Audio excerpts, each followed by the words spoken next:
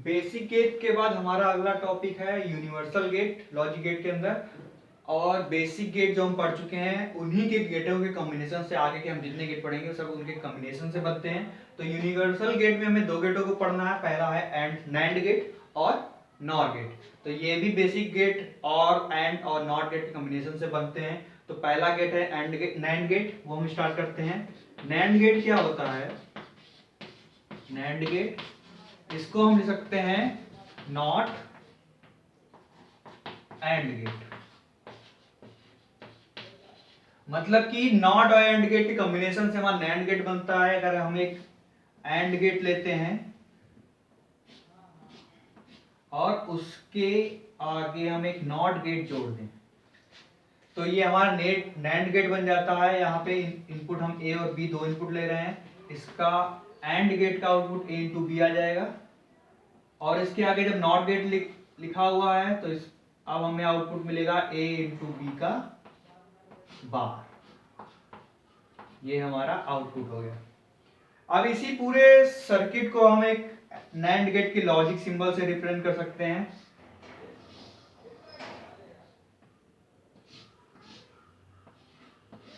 ये इसका NAND gate का लॉजिक सिंबल हो गया। इसके इनपुट ए और बी ले लिए, आउटपुट हमें y मिल रहा है जो कि है a इंटू बी का बार।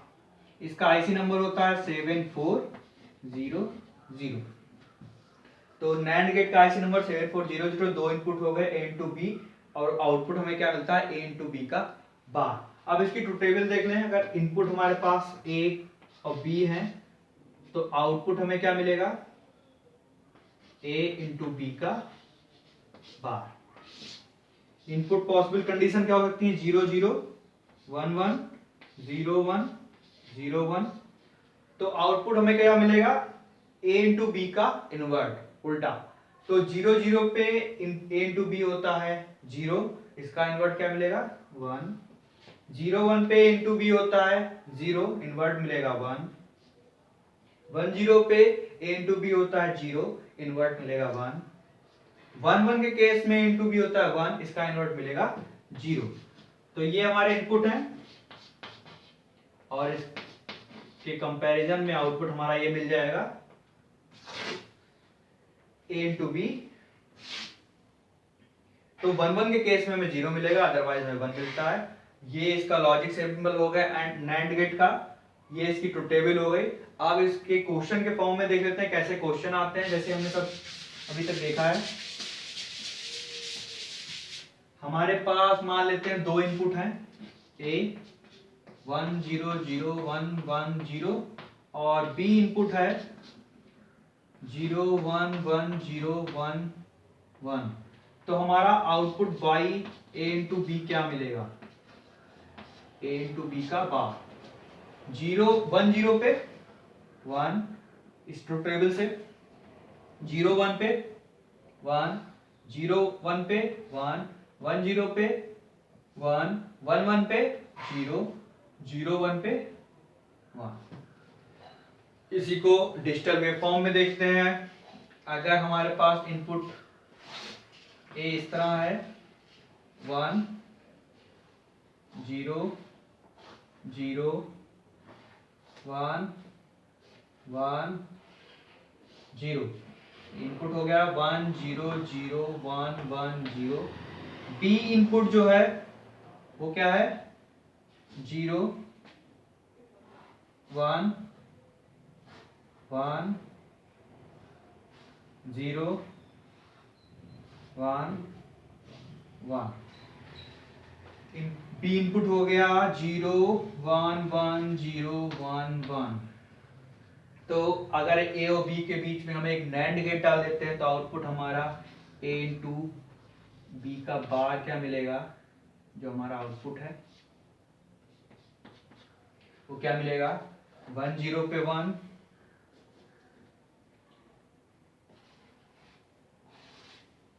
इसका टाइम इंटरवल ड्रॉ कर देते हैं। तो 0 1 पे भी 1, 0 1 पे भी 1, 1 0 पे भी 1, 0 पे भी 1 1 1 के केस में 0 मिलेगा और ये इस तरह मिल जाएगा आउटपुट हमारा 1 1 1 1 0 1।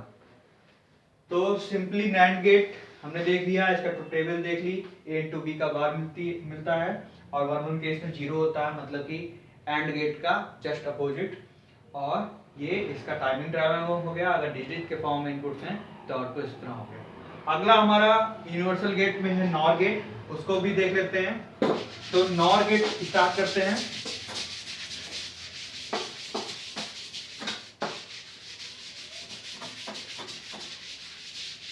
नॉर गेट्स बिल्कुल सेम जैसे हमने नैंड गेट पढ़ा। नॉर गेट, इसको हम लोग लिख सकते हैं नॉट और गेट, मीन्स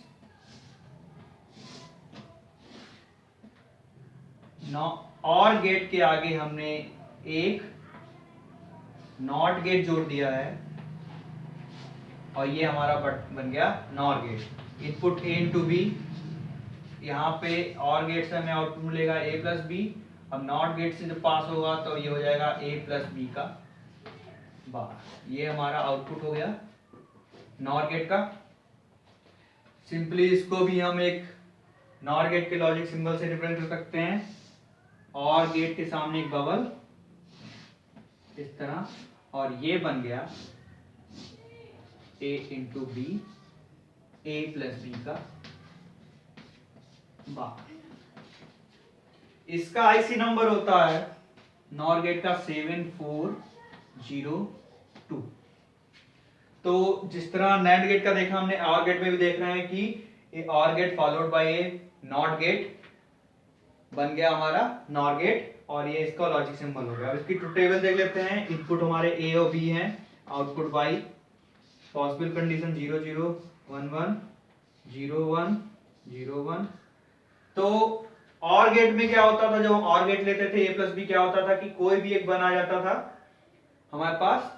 इनपुट में कोई भी एक भी 1 हो तो आउटपुट में हमें 1 मिल जाता था।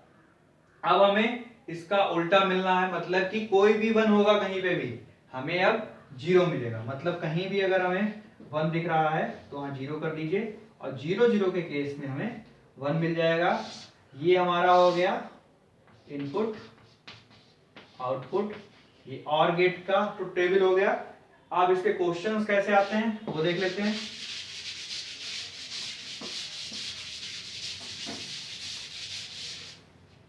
मान लेते हैं इनपुट हमारे पास ए जो है 1 0 1 1 0 1 है, बी इनपुट हमारे पास 0 1 1 0 0 1 है।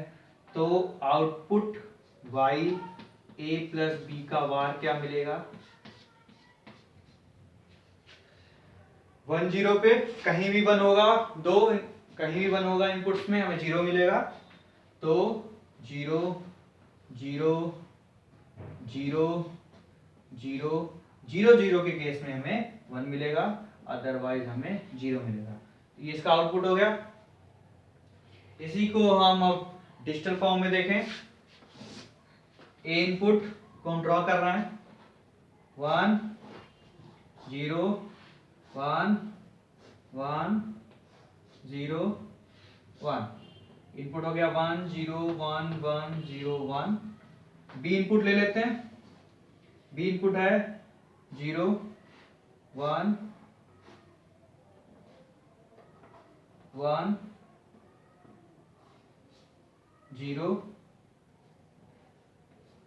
0 1। इनपुट हो गया दूसरा 0 1 1 0 0 1।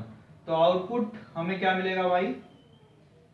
सिर्फ 1 1 के केस में, सिर्फ 0 0 के केस में हमें 1 मिलेगा, अदरवाइज हमें 0 मिलेगा। तो 0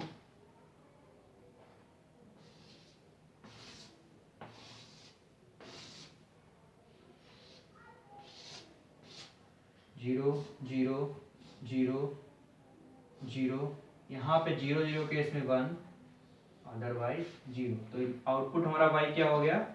0 0 0 0 1 0। तो ये हमारा आउटपुट हो गया डिजिटल फॉर्म में। अब हमने यूनिवर्सल गेट में दो गेट थे, नैंड गेट और नॉर गेट, जिनको हमने पढ़ लिया, लॉजिक सिंबल देख लिया, नैंड गेट की नॉर गेट के क्वेश्चन देख लिए, टेबल देख ली। नैंड गेट और नॉर गेट को यूनिवर्सल गेट क्यों कहते हैं, ये हम पूरा जब अर्थमेटिक गेट, नॉर, एक्सॉर और एक्सनॉर गेट पढ़ लेंगे, उसके बाद देखेंगे कि इस गेट को, नैंड गेट और नॉर गेट को यूनिवर्सल गेट क्यों कहते हैं। अब वो हमारा अगला अगला टॉपिक रहेगा, वीडियो रहेगा। तो यूनिवर्सल गेट का ये सेशन कंप्लीट हुआ। Thank you, please subscribe the video. Thank you.